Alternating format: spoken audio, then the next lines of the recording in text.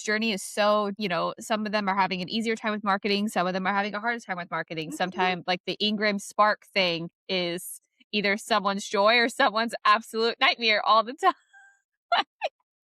Yeah, you can see it on I'm Chloe's face. literally in the trenches of trying to get my wholesale link sorted because I've been published for over a year, but it's solely been on Amazon. So I'm like, okay, a lot of people are saying to me, oh, a lot of my profit comes from my wholesale links and getting them into stores and stuff like that. So we have like a bookstore in the UK called Waterstones, and that was one of my favorite bookstores as a kid. And I was like, if I ever do actually like decide to become an author, I want my books in Waterstones. That would be like top tier, like actually Yeah. starting to make it as an author kind of thing. Hmm. You have to have the Ingram thing to make and distribute the books. And then you have to have Gardeners, which is the UK version of Ingram, to link up to it. But Ingram have to make the books and then send it to Gardeners, and then Gardeners have to send it to Water. And you have to link. Oh my God, it's so much. We're going to get into all of it Christ. today. Yeah. So, welcome to the Goodish Girls, guys. This is our next episode of Indie Talk. And for our listeners, anyone who's been keeping up with us, the month of July is dedicated 100% to Indie Talk and indie authors. So, all of our episodes this month are nothing but Indie Talk to hopefully help people who are listening or watching these who want to become an indie author, who are maybe publishing their books or maybe just published their book and need a little bit of guidance. So we are going to talk to two amazing authors today. We are talking to Chloe Pattison and we are talking to Briana Gervat.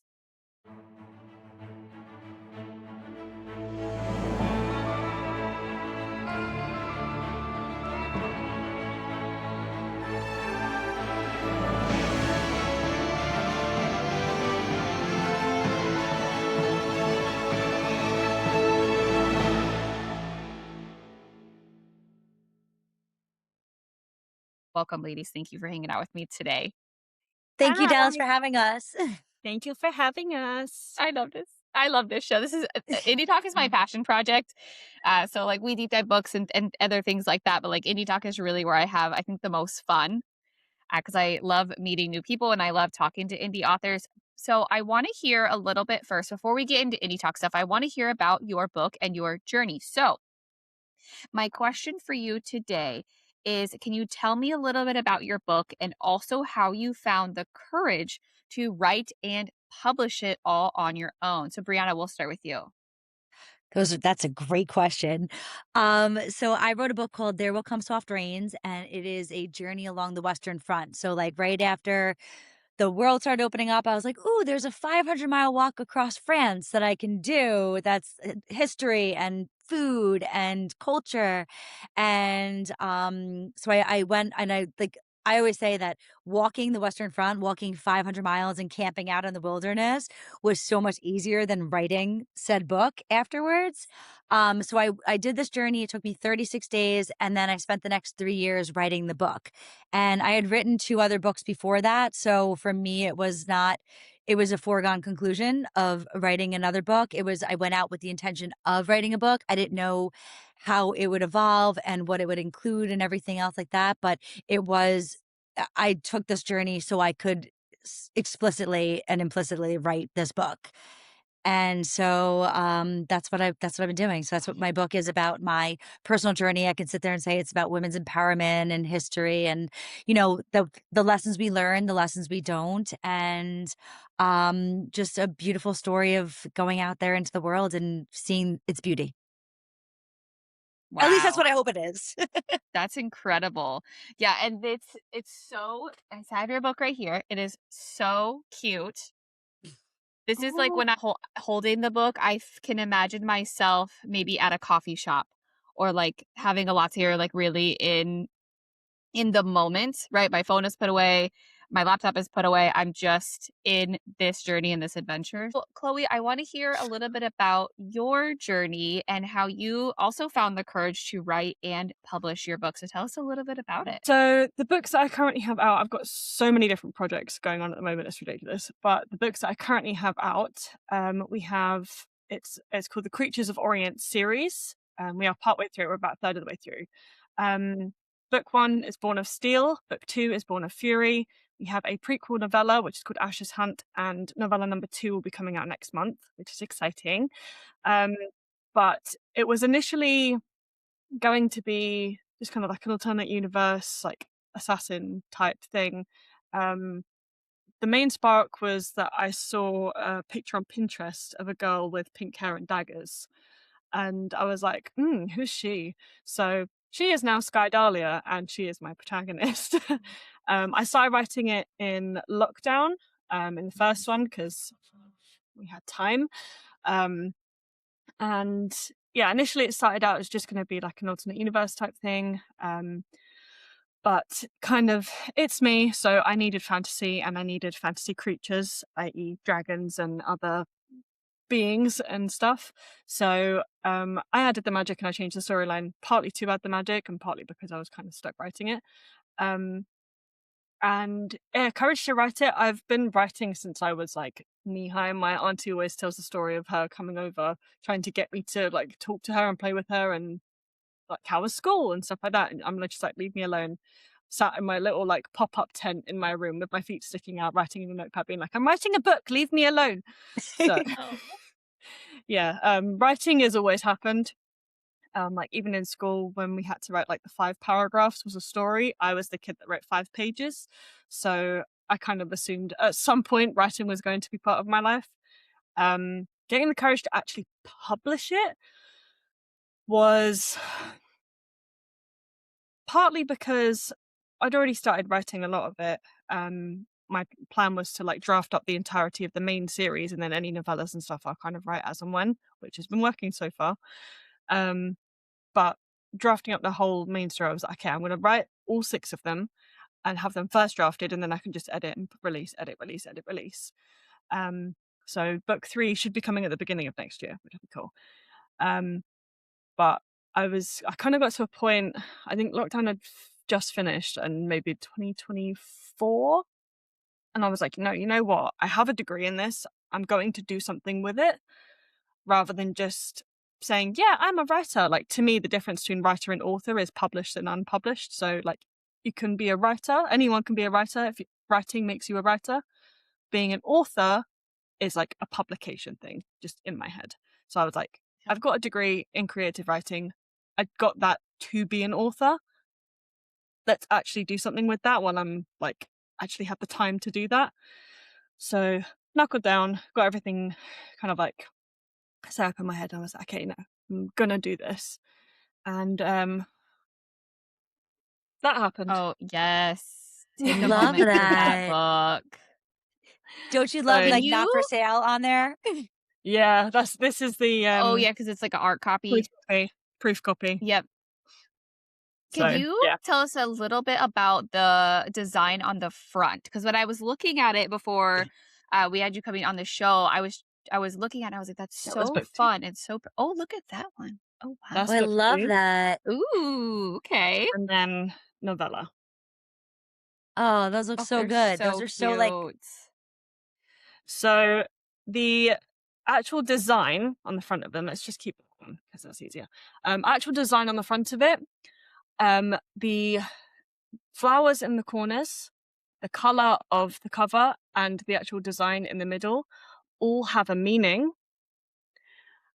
I will be revealing the meanings when I have finished publishing the last book. Oh my god, it's cliffhanger. like a super Because- foreshadowing Easter egg. Because all of these, notice how they're all different, but they're all similar designs. Right. They're all spoilers. They're all spoilers, my but they're gosh. spoilers in. So I don't know if you guys have ever heard of sigils. I'm a bit Mhm. kind of like spiritual, witchy woo woo. Sigils are basically you have, or the way that I do it at least, you write down like a phrase or something, like a word or a phrase, cross out all the repeating letters, and then assign. So do like a little table of like 1, 2, 3, 4, 5, 6, and then each letter of the alphabet will be assigned to a number. Put the numbers in like a random order in a circle, and then whatever letters you have left will be where the numbers meet up on the design in the middle. That is how I made those. So That's really all cool. Wow. for Yeah. every cover for all of them is going to be a different design. But because they are technically spoilers, I will not be revealing any of them until all of the books have come out.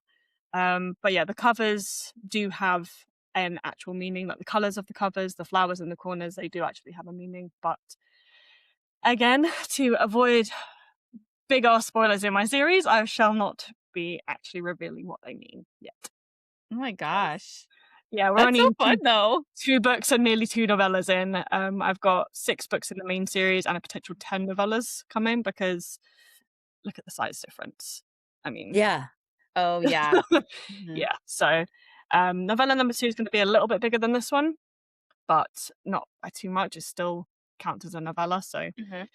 yeah, working on that. That will be coming out in August 17th. I've got it planned for. The only thing I'm waiting for now is the art to kind of physical copies because physical copies have the map in the front, Oh, I Oh, love a that's good map. beautiful. which I made as well.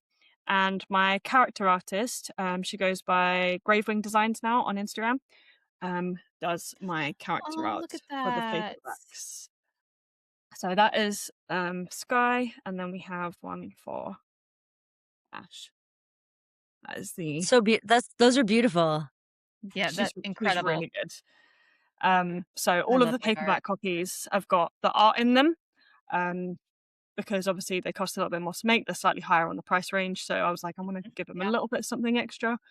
But if you get the ebook copy, I've got a link to my website for a blog page for the map, and you also get a breakdown of how to pronounce everything. It's like a pronunciation glossary. Oh, So very nice. Yeah. And then for your website, I'm going to throw that in our show notes. So if anyone would like to see uh, Chloe's website and the art that she has and the map and the breakdown of pronunciation, just drop down, go to our show notes. It'll be right there. Easy peasy for you guys. I shall send that to you. Amazing. That's Yeah, awesome. send it over and then I'll throw it in there. So I want to kind of dive into it. It's time to talk about what it is like to be an indie author. We have a couple of topics today. One of the topics that I want to talk about is getting your stores or getting your books into stores, whether that's a brick and mortar, online, selling it yourself, indie bookstores. What is the process here and what has your guys' journey been like? And what have you found difficult so far? So, Brianna, we'll go back to you to start off with. All right, cool. Those are that's I think that that is like very important to understand when you're an indie author is that writing the book is one process and then the other part is just an entire you have to switch brains. I was thinking about that this morning. Like you can write books and be creative and then afterwards the figure out a way to get it out there into the world. So for me, I'm very lucky that I'm surrounded by wonderful people. So like when I went into writing my first book, which is called Mosaic, word of the mouth really, really helped. And then there's a local bookstore called it was used to be called the Book Review, and they had a whole indie author section. And I was able to submit my book and it was accepted there. So that was a really big, I felt like that was a really great thing to have happen and everything. And so you don't really get to promote your stuff. Like you can say, oh, it's there and people can get it and everything else like that. But after I finished writing that book, I went on another trip and wrote another book. And for my first 2 books, I didn't really take it as seriously. I said, "Well, if I write a nice book, it'll speak for itself." You have that false idea that, okay, if it has merit and you can stand, it's like to stand on. And then with my last book, I'm like, "No, I'm gonna take the bull by the horns and really take charge and everything else like that." So, getting it into indie bookstores, it just depends on who they are willing to work with and if they have an independent section. Some bookstores do, some bookstores don't, or they're just approached like actually every single day that people come in, they're like, oh, I wrote a book. So, they either decide to be discerning and accept some books and read the books, or they just say, no, we don't do any programs like that. So, you have to shop around. You have to really submit your book and to be patient. And, being patient is, well, my book is finished. I want it to be everywhere. And then yeah, exactly, Chloe. So we were talking about before with Ingram Sparks, that, there are people that are like, okay, Amazon is the devil and I don't really want to purchase anything from there. Let's go to Ingram Sparks. But then you have all those issues with getting it into bookstore.com and everything else like that. So it's a learning curve every single day. Like, where do you want your book? How do you want it to be presented? Do you want it just to be, even there's online stores and there's people that have blogs. So like after I wrote this book, I submitted it. I contacted every World War One museum there is, and I was like, "Can I send you my book?" And they're like, "Yeah, sure." And so now it's in 12 museums in the world. So what I'm more excited that it's actually in museums than it is in bookstores because I don't mind going out there in the world. Like I go to DC a lot to present my book and I go to book fairs and I do indie author events in public and everything. So I think that the whole process, it's just where do you want to be and how do you want to be there? You know, do you want to get lost or do you want to have a face to your, do you want to have a name to your, I mean, a face to your name? You know what I mean? Like how present do you want to be? How willing are you to put yourself out there? And so it's just, and it's a give and take. Some days you are full out, full on, and then some days you're just like, not I don't really feel like, you know, selling myself today. So it's just it's a lifelong process, I think. You know, and then you actually have to when you write the book and say, "Oh, this is a good story," and then you have to also compare it. So I'm sure that Chloe, you have to compare your book to where it goes into romantasy, or if it's, you know, Hmm. what is it? And then you have to position yourself in the industry, and that's difficult because you also want to stand out. You know, you want to compare, but you also want to be unique. So it just every day is a learning curve. Every day is something that you keep on building and keep on networking, and it's just it's frustrating, but it's beautiful at the same time. Hmm. For Wow, sure. that is a journey. So I have one more question. If you could give a new indie author just getting ready to put their book out into the world for the first time ever, if you had one piece of advice to help get their books in stores, what would it be? Don't be afraid to speak up. Don't be afraid to say, I wrote something, I did this, I took the time to do it, and to really be proud of the work and present it in that way and not just be timid and say, oh, yeah, I wrote a book. Because, like Chloe was saying before, there are writers and there are authors. Everybody has a story. Everybody can sit there. And if they want to, you know, sacrifice everything in the world to do it, they'll do it. You know what I mean? But I think it's a matter of really believing in yourself. I think that that self-doubt, if you allow that to creep in, you'll never get anywhere, but the minute that you actually stand on your own 2 feet and say, "I did something, I'm proud of it, and I want you to believe in it too," I think that that is where the difference is, and if you approach putting your book out into the world in that way, the world will respond. That's incredible. I can see that resonating with a lot of future authors. Like, I can see how it would be hard to try and find the confidence to go out and be like, hey, I did this, right? Even I feel like imposter syndrome might be at play fairly Hmm. often for a lot of independent authors. But yes, be your own cheerleader, believe in yourself, know that you put the work in and you put the effort in and you deserve to be recognized. Absolutely, Absolutely. and I think that it's also, you know, you look at the book industry and it's we're so lucky that as indie authors, we're able to self-publish. You know, I was thinking about this yesterday. I'm like, the amount of query letters that I have written that have gone unanswered or the rejections and everything else like that, and you can go with the whole every rejection is a redirection and all that other stuff.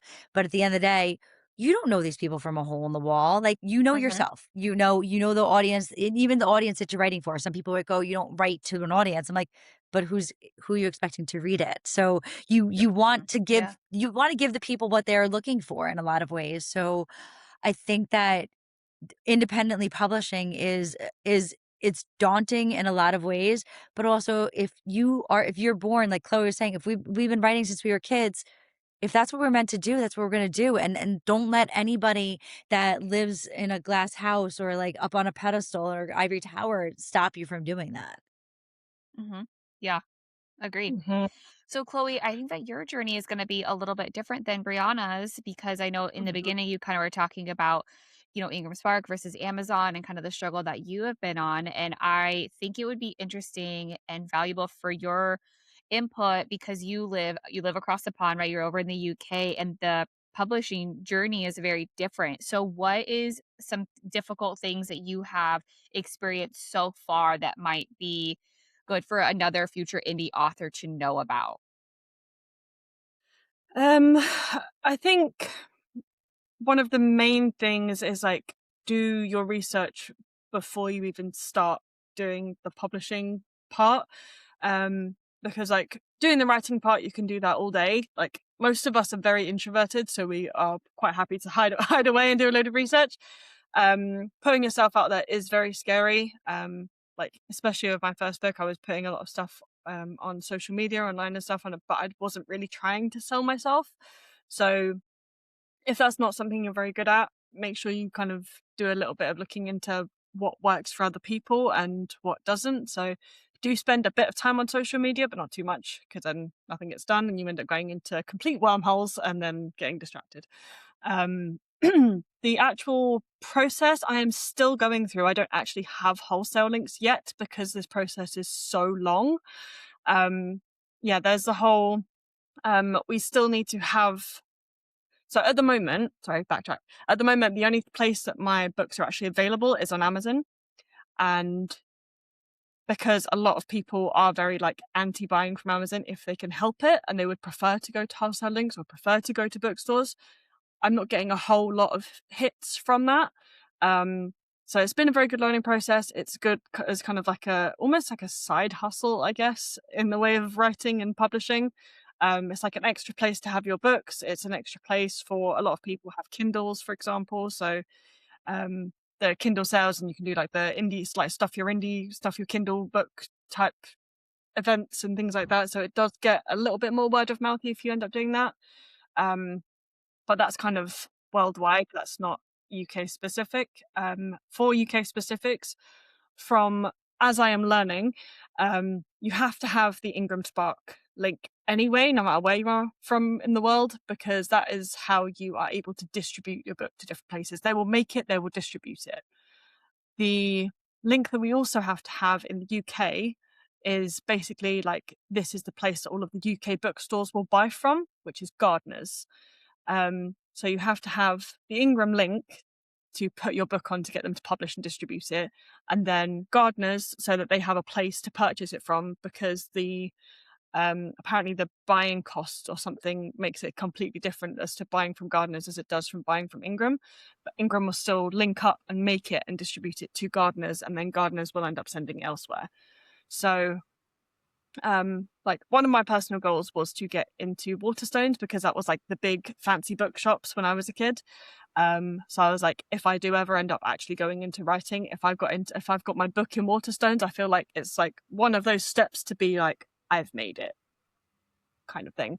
So, but in order to get into Waterstones, you have to have a link from Gardeners. So there are places that won't require Gardeners. They'll be able to do it from Ingram, or some places will even do, especially if it's like an indie bookstore or something like that, or an online indie store, will do consignment, which is, from what I believe, you basically, like, you'll send them the author copies, and then they'll pay full price, and then you won't actually get any of the money back until you get, like, the books are actually sold, or you get like split the profits from when they're sold.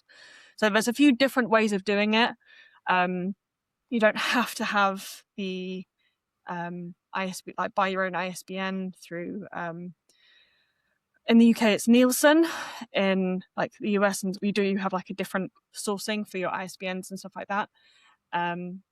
But yeah, it's a very, very different process, and you don't have to have all of these like wholesale links and stuff. You can literally just like getting the author copies from Amazon and then send them to different places, but that can also kind of work out being more expensive. But it's kind of like a give and take type thing, because if you are also selling from Amazon, they will take a large chunk of your profit. Whereas if you were to get, say, your own stuff, like buy all of your author copies in, have places to give them to, have places to sell them to, know how many you're going to be going for consignment, know how many, if you're going to be doing an event, like know how many you're going to roughly sell. Like, for example, I do actually have a box over there because I got 5 of each copy as like buying the author copies in from Amazon, because I knew that I was immediately going to sell 2 of each, and that made me most of my money back. So it is a bit of give and take. It is very much like a learning curve. And yeah, it is kind of still rough out here. I'm still very, very much learning, but that's, again, part of it, because like I said, anybody can be a writer. Everyone has got a story, as Brianna was saying, and there is nothing stopping you from telling it except yourself. Yeah, exactly. I have a follow-up question. When Mhm. your book goes on Amazon, right? Mhm. Who decides the price of the book? Do you as an author get to decide my book is worth this much, or does Amazon decide that? They basically give you like a minimum amount that you can charge Okay. because of the costs it is going to make it and send it. But Hmm. you will get to decide whether it's paperback or Kindle. You get to decide which, like the pricing for each, as long as it's above the minimum price. And then that will decide how much profit you're going to make from it. And you can also decide whether or not you want to be on Kindle Unlimited. And who decides when the book is going to be on sale? Because I know that like sometimes when I go to Amazon, it's like, oh, this book is 60% off. Do they decide that, That's or do us. you as the author decide that? We decide. Okay, so at least you have creative control in that aspect. I was just under the assumption that Amazon decided everything. And it was No, just like, guess what, your book's on sale. They decide to take no. all your money or like half, like more Yeah. than half of the money. I mean, they're printing the cost. Like I before I published my book, my first book, I did pricing for a printer, and the number they came back with was so exorbitant that I would have to sell each author copy for $100 just to make up Make it for Wow. back. what I, Yeah. and so like I think that it's just it's sad because you do want to give like traditional printers the business, and you want to not necessarily go that route, but it's crazy It's that not they make it, doable. yeah, it's unaffordable to do that. I mean, don't get Yeah. me wrong. I'm connected with this man on LinkedIn that was like, "Hey, if you ever want to do like a one-off artistic copy of your book where it's really like Oh yeah. hardbound and you have beautiful paper, and it's a work of art. And not that Uh-huh. your book is not a work of art, but Yeah. a real like an actual a true treasure. Yeah, like Yeah, a so special edition for sure. exactly, Yeah. Keepsake exactly, copy. Hmm. Yeah. exactly. But Yeah. it's just Amazon is. It's not a Insane. necessary evil, but it does make it a lot easier than any other platform, It makes it that easier to I've get ever reach. used. Yeah, it makes it Yes. easier to get reach because I think that's Hmm. where, like, Amazon is literally in every country. Like, even countries that are considered third world countries still have Amazon. So Yep. it's one of the places it's like one place that you can go to sell everywhere. And you can also decide whether Mhm. it's kind of like domestic or international. That is like I don't know if it's the same in the US. I'm assuming it is because it's all KDP. Yeah. But yeah, you were saying about the printing costs. So I sell this for £12.99 UK money. Um, it costs £5.50 ish to make it, and then Amazon take about 60% of the profit. So I sell this for Wow. £12.99. I get about £3 from it ish, and that's if it's on the paperback copy. The Kindle version, I believe I sell for £6.99, and I get about £4 of that. So I actually make more from selling Kindle copies. With Kindle too, that if they have Kindle Unlimited, or even if they just bought the copy, like you get like a half a cent per page. So if Yeah, someone I reads the didn't know book, that. it's crazy to me. It's just okay. So like your book is out there, and then that if someone decides to read it, then reads one page, you're not getting anything. It's yeah. really crazy. Because Yeah, then you'll see also I that think was that go. yeah, I think for when I was I had a friend from one of the many indie author Discord things that I'm part of. They basically read this entire thing in like 3 days. So I saw like the spike on the bar charts and stuff, and I was able to check how many pages I'd read and stuff like that. I think I made just over £2 from them reading this entire thing. It's nearly 400 pages. And people are like, oh yeah, indie authors must make so much money. And like, no, everything comes out of pocket. We are broke. Help. Literally. If I like Wow. honestly, I didn't even keep track of how much money I have spent writing this last book. My other books, It's insane. but this book now, I'm traveling. I'm sending out the book like I sent it to you. Right. You're sending it out. So I just like thank goodness for Media Mail where it's $4 to send the book and everything. But it Mhm. doesn't you don't even the ROI on an independent author is just. I just like getting those emails being like, "Hey, I really liked your book." Like that's the profit that I'm getting. Yeah. Yeah. No, it was also the people that come in and try and like, oh, is there anywhere I can get your book for free? Or can I have a free copy if I post a picture of it? I'm like, do you have any idea how much that cost me to make? No, you cannot have a free copy. I don't know you. Chloe, do you get those emails? I get them on LinkedIn all the time. For $65, I will post a review to my blog and my website and Instagram or whatever. And then you're like, This is you're my using marketing AI. package. Yeah, but it's so Yep. interesting. So you get presented with all these ideas. So not only are you spending money on the front end, you're also spending money. And I respond to them and I say that is so inauthentic. It's not genuine. And no, like it's $65. You're going to process this book through AI, and you're not going to read it. I'm not going to see a spike in those pages like Chloe just talked about. You are just taking my money and running. And also that's thievery. You're stealing from Right. someone's really hard work. Daylight robbery. Yeah. Yeah. Or the people that come in and like, oh, well, can you send this to my account for a repost? I'll put it on my account. I've got like 2.6 million followers. And I'm like, okay. Or you could just hit the repost button. Social media has a repost button.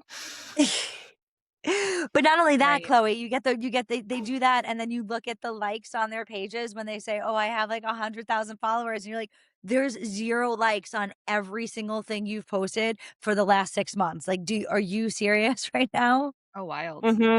Yeah, it's all bots. The It's all bots, and audacity. I think that a lot of times you want to exhaust every avenue.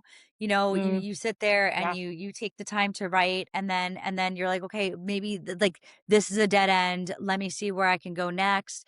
This is a dead end, and you think and you stay hopeful, and you think, okay, this might be it. This might get my book out there further and everything else Right. like that. And it's, and also at the same time, like I was really, this is the conversation I was having with myself this morning. It's just, how are you supposed to be everything all at once? That you are supposed to be a writer, not only a writer, but a good writer. And then you have to design your book and format it and make it beautiful. So not only are the words that people are reading important, but the visual story that you're telling as well is engaging. And then on top of that, you have to be like, ooh, I have to do social media posts, and I have to make friends with all these book influencers. And then I have to do all this. It's like, how many hours are there in the day? Because I still want to go. I have to go to work. I have to work full time. I have to go work out. I want to eat food. I want to go like out to the woods. I want to just get some sunlight. I don't want to sit in front of my blue screen computer all day long. And it's just, I want to read. Yeah. Yeah, I can't write without reading. I can't, Chloe, can you? I can't write without reading. No, you actually physically can't. And I'd say that's, make that part of your marketing as well. Like, force yourself to take the time to actually read books within your genre, because then you know who to compare yourself to. Make that part of your marketing strategy, because it also is giving yourself time to do something nice at the same time as still learning something else. Exactly. Wow. Yeah, I feel like I'm learning so much today. This is wild. There's I think so much Chloe and that I goes can get in. together and just do like things, do's and don'ts. Exactly. And then we can go across the pond and be like, Chloe, what goes on over there? Right. It's How wild. long have you got? How long have you got? Someone send Chloe help. Yeah, please. Go and review my book. Yeah, exactly. So we, had kind of talked about imposter syndrome a little bit back in this episode. I kind of want to circle back to that, the thought of imposter syndrome, and also when you guys publish this book and when you're writing it. And I didn't look at any of the reviews or anything, but I want to talk about good reviews and bad reviews and kind of what your guys' thoughts are on them, what you had planned to do with a bad review and or a good review. Are you looking at them? Did you promise yourself that you're not even going to look at them? Do you do anything with them? Right? So like what are your guys' thoughts on that? Because everyone has an opinion and they all, you know what I mean? Like they're all wild. So Brianna, what are your thoughts on that? All right. So with your first part, the imposter syndrome, every single day. Every single day. I can show you my library. I can show you all the books I read. I can show you all the books that I wrote. I can show you my beautiful, like 5-star reviews that make my heart melt. And at the end of the day, I still sit with a pen and paper and think, who am I to do this? Who do I think I am? Why, how dare I? So, I suffer from imposter syndrome every single day, no matter how many people tell me that they've enjoyed my book and like what it means and everything else like that. It's just every day I'm like, today's the day I'm going to give up. Today is the day that I'm just going to sell my soul and just get a corporate job and just let it go and just not and No. yeah, and be like, because Never. the dreams, because it's a dream sometimes is a nightmare. Like, it's so the imposter syndrome is, but I also think that's what drives you as well. Of saying like, because if you're sitting there and not in the bad way of I'm not good enough, it's the of how can I be better? So you don't have to necessarily make it negative. You could sit there and be like, okay, that for me is how do I do more? How do I get further? In terms of reviews, I am very, very, very lucky that I've gotten wonderful reviews. Like, and a lot of them, like, sometimes I read them, like, I have no idea who this person is, but thanks for reading my book. And I've gotten 1 3-star review or like 2 3-star reviews. And I read them. I'm like, you know what? And no offense, Chloe, but they're both from people from England. And so I write in a very emotional way. I'm a very emotional writer. And I don't think that a lot of Brits still live with a stiff upper lip. So it's just like, why is she sharing that? Why? Those are deep thoughts. So I think that Yeah. I'm a huge fan. I don't know about you ladies, but like if I want to read a book, if I see that there's a lot of 1-star reviews, and you can tell the difference between people that are just like, this book arrived damaged, or people that actually read Yeah. books and they're like, there's no story here. Like if I know that someone's a reader and they leave a really bad 1-star review, I won't read the book. You know what I mean? Like, but if I love a book, I'm not going to read the 1-star reviews because I don't care. So I think that reviews, I think unless someone has like a thing against you, if you can if you know that this person is in a person, like if this is a personal review, Like otherwise a who personal cares? vendetta? Like Yeah. again. Yeah, I'm not saying, I don't know if that exists or whatever, but Oh my like, gosh. there's It I don't know, does. maybe. It yeah, I mean, does? there's people that like I've I've seen read it. books that Yeah. I'm like, not people that I know, but like there's people that I'm like, I'm not reading this book because they're terrible writers and they don't have a like they have a tremendous responsibility and they have fallen short and they have failed. And yet they are still uplifted because they make money for the publishing industry. Mm-hmm. So I think that 1-star reviews are valuable on one side, and then other side, like, or lower reviews, you don't know what people like. If I'm going to read Chloe's book, I'm going to know what I'm getting into. I want to read about dragons. I want to read about this hot love story between Skylandia and her interest, but I'm not going to read it if that's not the genre I read. You know what I mean? Like, Right. like you might write something that someone's like, this is not what I expected. And so there are people that read books with that expectation.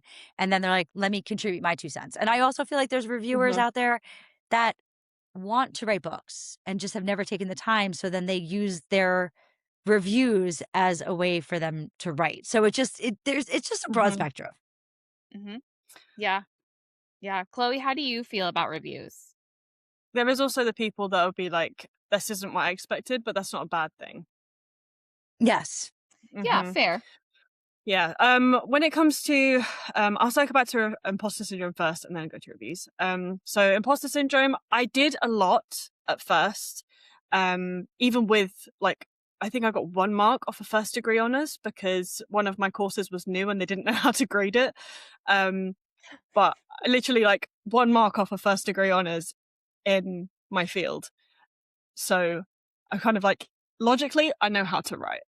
I know how to read a book for reviewing. I know how to read it for editing. I know how to write a good book.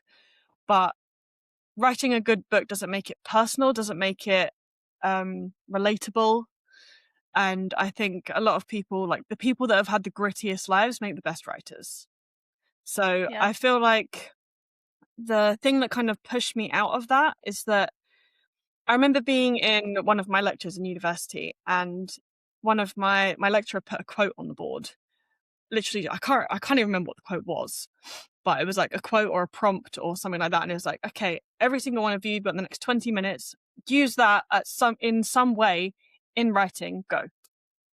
So everyone's looking around just like kind of inspired. Some people wrote poetry, some people wrote the beginning of a novel, some people wrote short stories, some people did just like literally a half-page thought for like free thought type thing, like a diary entry. So everyone did something different with the same prompt.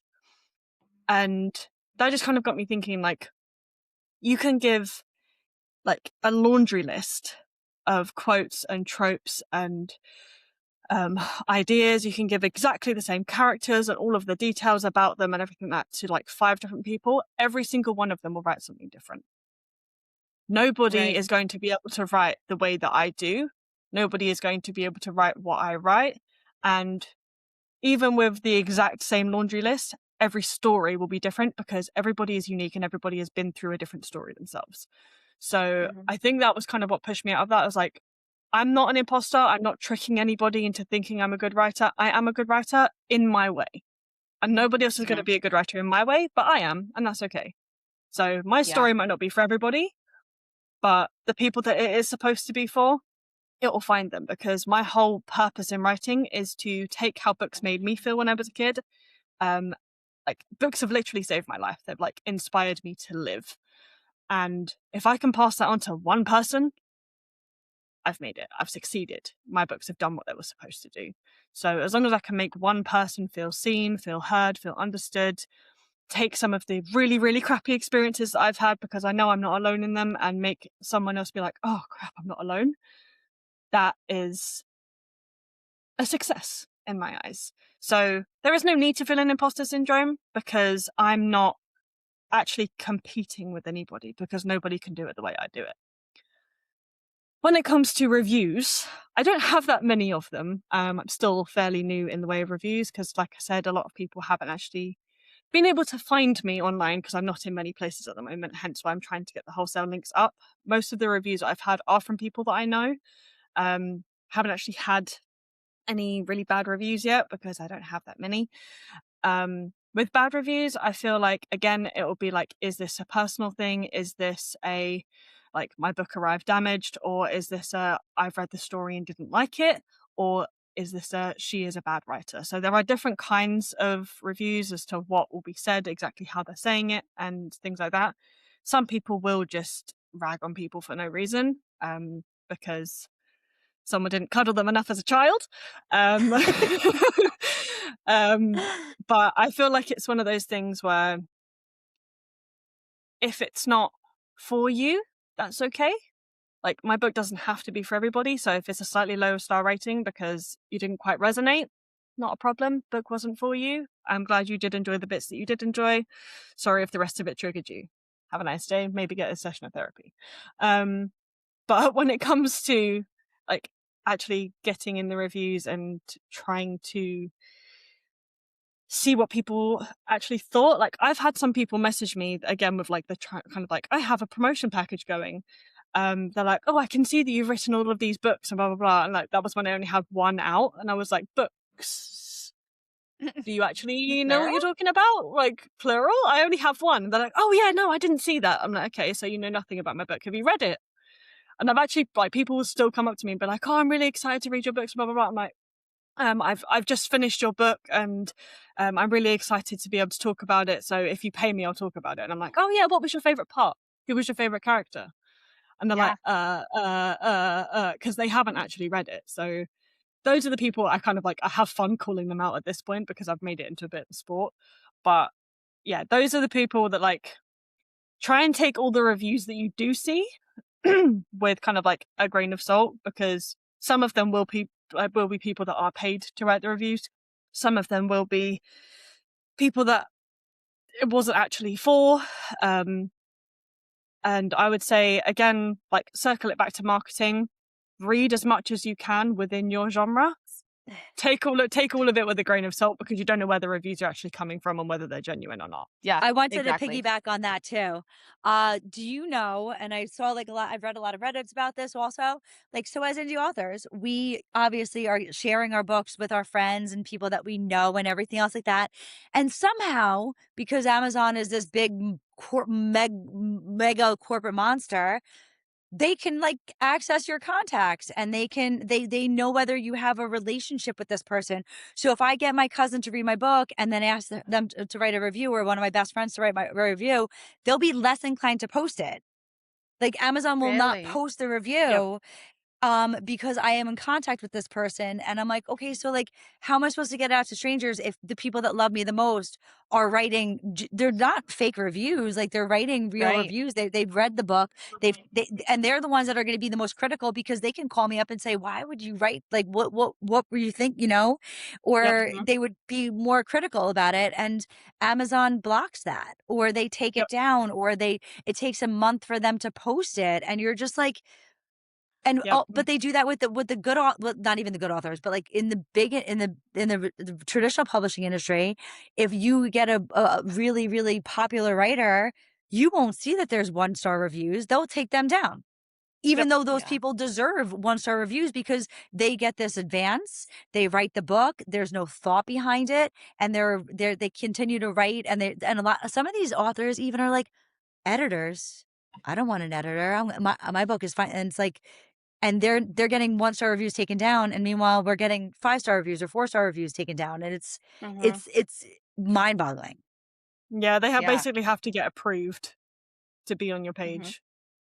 So then that kind of leads me to my last question that I wanted to talk about today for the last couple of minutes that we have is, if you had to choose, would you rather have a review on Amazon, NetGalley, or Goodreads? Because those are the three like big places to leave reviews where people are going to. I know that all of your books are on Goodreads, but I don't know if if they were on NetGalley at some point, or obviously they're on Amazon as well. But where would you rather have the review, or where do you feel like that review is the strongest, or reviews in general are the strongest? Mhm. I think that because people have Amazon on their phones, that's their first go-to of Mhm. where the review is, and those are more inclined. I think that, I think it's easy if you ask people to write a review on Amazon, or if that's where they get the book from. Like, I get a lot of my books from A-Books or at the bookstores and stuff like that. But if I read something, if I really love the book, I'm going to put a review on Goodreads. I'm not gonna Mhm. really review on Amazon unless, like, I really, really, really loved it, and I'm gonna copy and paste on both sides.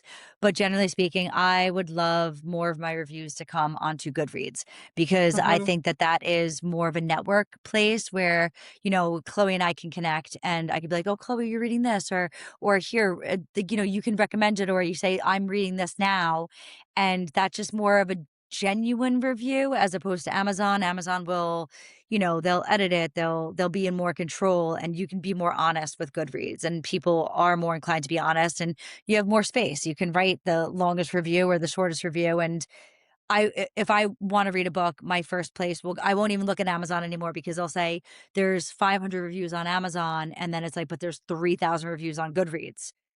Like, where's the disconnect there? So, yeah, Goodreads all the way. I've never even thought to look at NetGalley, because I thought that was all for ARC readers. Mm. Is that So true? I think it is, and that's where I was going to ask, are you, when you published this book, did you decide to go the ARC route where you like uploaded it and then people were able to read it before the publish date and then leave the review like on NetGalley and or the other, places that they have options to leave reviews? Or is that only for like traditionally published? Like, how is NetGalley available to you guys? Or is it available to you? I've never used NetGalley. I thought that was more of an American thing. We have, I don't know if BookFunnel is also American, but in the I UK, don't people tend to use BookFunnel a lot more. Yes, I've heard of Um, that. yeah, so it's kind of like you upload the like document that you want to upload. It's normally like a ebook version, so you send out an e-arc, Mhm. and then they will be able to, like, you kind of direct them through the Google form that they apply for the arcs. You have to input their email addresses and send it to them directly through BookFunnel, and then you kind of direct them to where you want them to review the book afterwards. But because obviously they've had the free copy and they've gotten to read it, their requirement is that they have to review it somewhere. So I normally say Goodreads or on socials, or um, Mhm.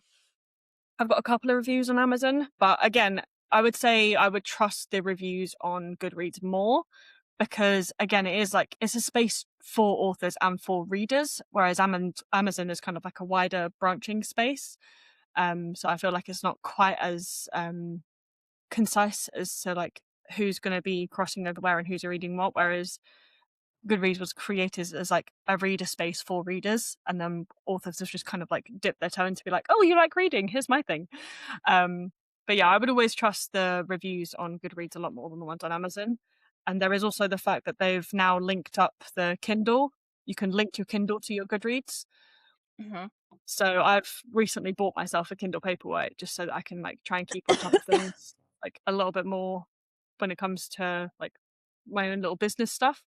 But whenever I'm a certain percentage or anything like that, I still have to manually update it, but I can mark that I'm reading it on my Kindle, and then when I finished it, I can make the review on my Kindle, so that will automatically upload to my Goodreads, but it won't automatically upload to Amazon. So I feel like they've made that a little bit easier as well, which is a good thing.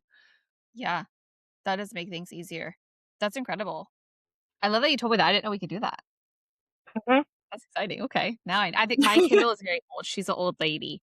So I Mm. don't know if I have that feature, but it will be time to upgrade soon. So now when I get another one, now I know where to put my reviews at. Well, this has been amazing. Thank you, ladies, so much for hanging out with me today, sharing your thoughts and experience on your indie journey.